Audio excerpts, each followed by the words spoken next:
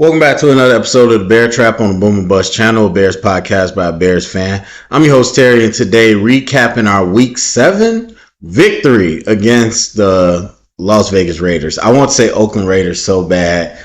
I hate these I don't hate it, but I'm used to what I'm used to. But anyway, so we beat the Raiders. There's not a lot to say. It won't be before you long. As I mentioned before, we are going into a stretch of 3 games. I keep forgetting who we played last week, but we were going into a stretch of 3 games in which you were going to see some defenses that are going to give our offense opportunities to look good, to continue to look good, and not to overplay it. So the funny thing is, I was more discussing our offense, but I was discussing Justin Fields and the projecting the hype that was to come. The plot twist is Justin Fields is out. Tyler Bagent comes in, who people have been talking about since the preseason, so it's not brand new. But he's now the starter, full starter for the game. And he's in the same situation. And I don't think anything is different. Not to say that Justin Fields would have did the exact same thing, because they're 2 different quarterbacks. But he's in the position to play these defenses that are going to give us the opportunity to look good. And so now the situation is exactly what I told you it would be. But since the quarterback is different, that's going to start so much debate. Again, not to say that Justin Fields would have had the same type of game as Bagent, and I'm not really getting into the who would have did better, but the fact is Justin Fields would have looked good because the Raiders don't have a prolific pass rush. They got a great pass rusher in Max Crosby, but they don't have prolific pass rush, and they're very bad against the run. They're okay defense, very bad against the run, and then on top of that, they're just a bad team. Period. The offense isn't good either. So the fact is, the defense wasn't going to be getting beat up, especially because really they like to run. And they like throw to Davante Adams, and they did a little more than that today. But for the most part, they wanted to run, and the Bears did a good job because, as I said before, even through the first 2 weeks, people saying the worst defense in the league. Like I told you, if someone runs straight up between the tackles, I like us. I like our D-line better than last year. They don't have pass rush, but in terms of the run, man, that's a good group. So people really miscategorize that, and as we keep going down the season, the stats kind of show you against the run we're pretty decent. So we were able to hold the run game to not go crazy, but we're playing Brian Hoyer. We played like I expected us to play on defense, but then offensively, you had a game where you were able to run the ball effectively and then do things off of that. Now, I thought the offense definitely had a different flow, but at the same time, I don't believe that's because it was totally different. Like, if you go to the film, I guarantee you a lot of stuff we do the same, which is, I'll tell you one thing, we run those same running back screens, the ones that everybody was crying about, because we ran it back to back and we run so many screens. And time, down in distance, I agree some of it was bad, but it's still, like, that's the thing. You can't say, oh, that's a stupid play. It's just a matter when you call it. And so when people say bad play calling, that's why I'm always asking, what are you talking about? Because you might be talking about the first play of the game is a bad call versus, 3rd and long with, you're down 3 and less than 2 minutes left. That context matters. So when you say play calling, are you talking about the down distance and time, or are you talking about the actual play? Because those plays work when you call them at the right time. So the offense wasn't completely different, but Bagent is different. So that's really what everybody wants to talk about. Like I said, we came against I thought a bad Raiders team, not something that today wasn't something that I didn't think was possible. They definitely hit Davante Adams up with Brian Hoyer. I mean, it's the backup. Even with the starter Jimmy G, they're kind of a bad team, middle of the road team, below average, whatever you want to call it. And without their starter, I mean, on the road, come on. So we did what we were supposed to do. The offense definitely, I mean, Foreman, if you watched him in Carolina, that's the nature of the running backs right now.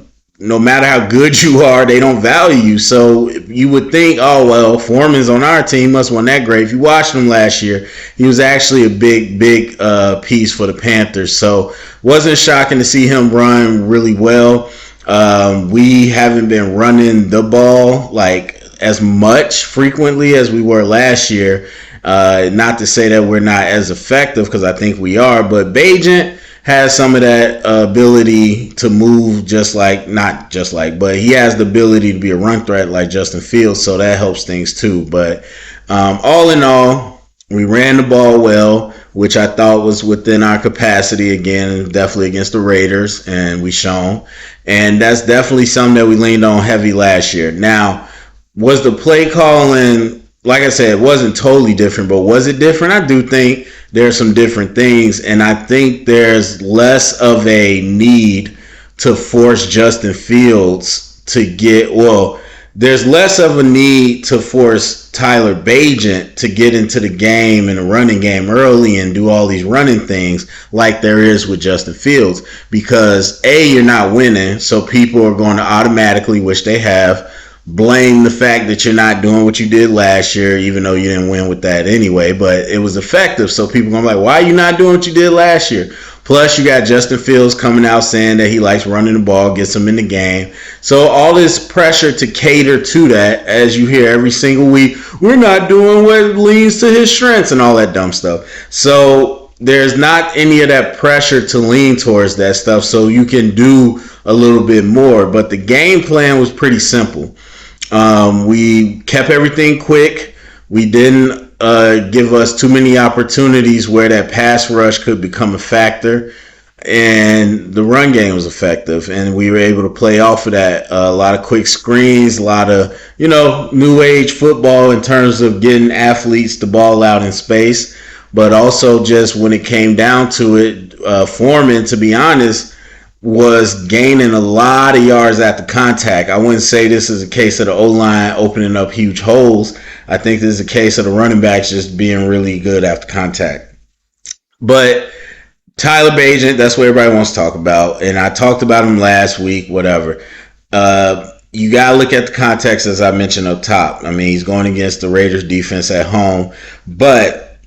So I will say we haven't had the sample size, obviously, but we haven't had the situations to give a full evaluation. Obviously, we're not going to label what he is after less than 2 games, but watching him, as I talked about last week and looking at this week, to see him limit the panic plays was great.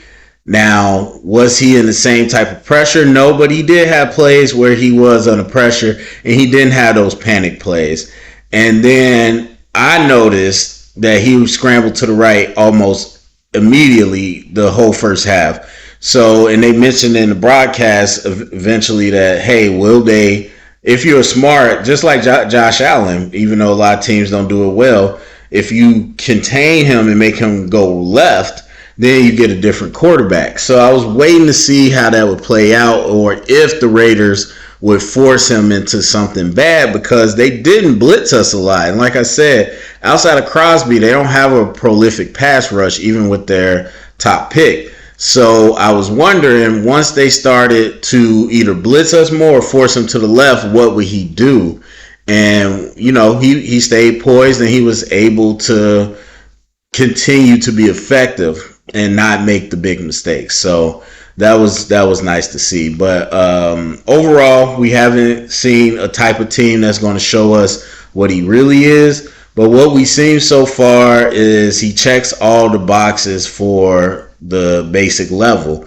And so if you're talking about playing a defense that's going to give you time and allow you to run the ball, yes, you'll be able to put him in and he'll be able to, honestly, there's a lot of quarterbacks like that right now, but he'll be able to let you run the offense and still be effective.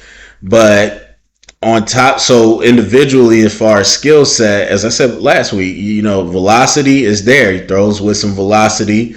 It's not it's not a small arm, and it might, it's not Josh Allen or anything, but it's not a small arm. And also the mobility's there. Again, not Justin Fields, but definitely more than above average mobility in terms of moving, and then also getting, down the field with speed.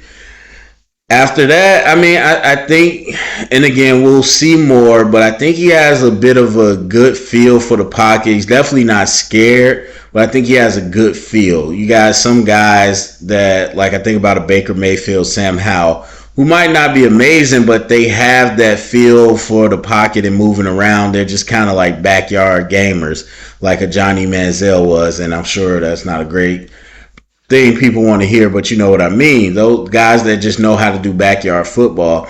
So I think he has a natural feel for the pocket, and you can see that his movement in the pocket is very different, but his decision making is also very different than Justin Fields. And that's the biggest difference that you watch with him, is that I was thinking during this game, I was like, he's due for an interception. The way he grips it and rips it to like the first thing, not that he always goes to the first selection, but the way he grips it and rip it to the first person, I'm like, he's probably due for an interception, because some of those throws are tight and he's not really seeing, he's just throwing it in rhythm. But the point is, that he has at least some decisiveness, even if it's not, necessarily going to be effective every single time. He has some decisiveness that Justin just does not have. And that could be for a lot of reasons. It's not really, productive to spectate why Justin Fields is like that, but he's just not as decisive, and he doesn't throw with the same type of rhythm that Bagent does. So, as I said, leading up, people are going to overhype these next few weeks and everything. It just happened to be Bagent instead of Justin Fields. So if this was Justin, I would not go so crazy on his evaluation.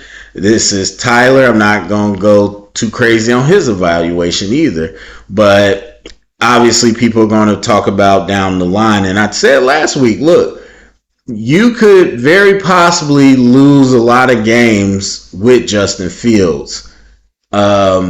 And so if you think Tyler Bagent's going to bottom out, what's the difference? You losing games either way. So I'm not saying or advocating for one thing or the other, but in terms of, the questions and the debate, well, Justin Fields versus Tyler Bagent, number one, if it's an injury, that's going to decide it for us. But in terms of just building for the future, I guess if I put myself on the spot right now, I would personally say continue to just let Justin get those reps, exhaust the tape, and really see what you got in different situations.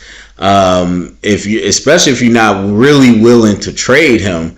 But that's probably what I would do, because you still got control over Justin. And if I wanted to trade him, I could trade him later. Now, trading him after you pick a Caleb Williams or a top quarterback, the value is going to be different. So that's the difference right now. But honestly, if you like today got on the phone after this game, Bagent playing the way he did, you winning and stuff, I don't know how the value is going to be anyway. But at the end of the day, you're going to have control over him. Because this is his third year, right? So you got the fourth plus the option. So any team you trade him to, you're getting 2 years of control plus the tag. So, and he's super young and athletic. We know that. So I think he'll still be valuable if you let him exhaust the year and you keep Bagent. You already got him. Maybe, honestly, if I was them, I'd probably sign him to a long-term contract, as long as I'd do that right now, to be honest. But you keep Justin to the end of the year, you exhaust the tape, and then if you decide to move on, I think you still could get some value for him. I don't think it's going to be like a 4th round pick or anything like that. So Yeah, I mean, and then if worse come to worse, you got either Bajan or Fields gonna make a good backup. That's what you know. So you could trade one or the other. I think you're in a good spot there. So that's the question that's gonna come. My answer is typical. We got to give it more time. But if you put me on the spot, I would let Justin finish out the year if he's healthy. So anyway, what you think? Go down in the comment section. Let me know. Share it around. Get a conversation started. Thumbs up, subscribe, and remember, stay up and bear down.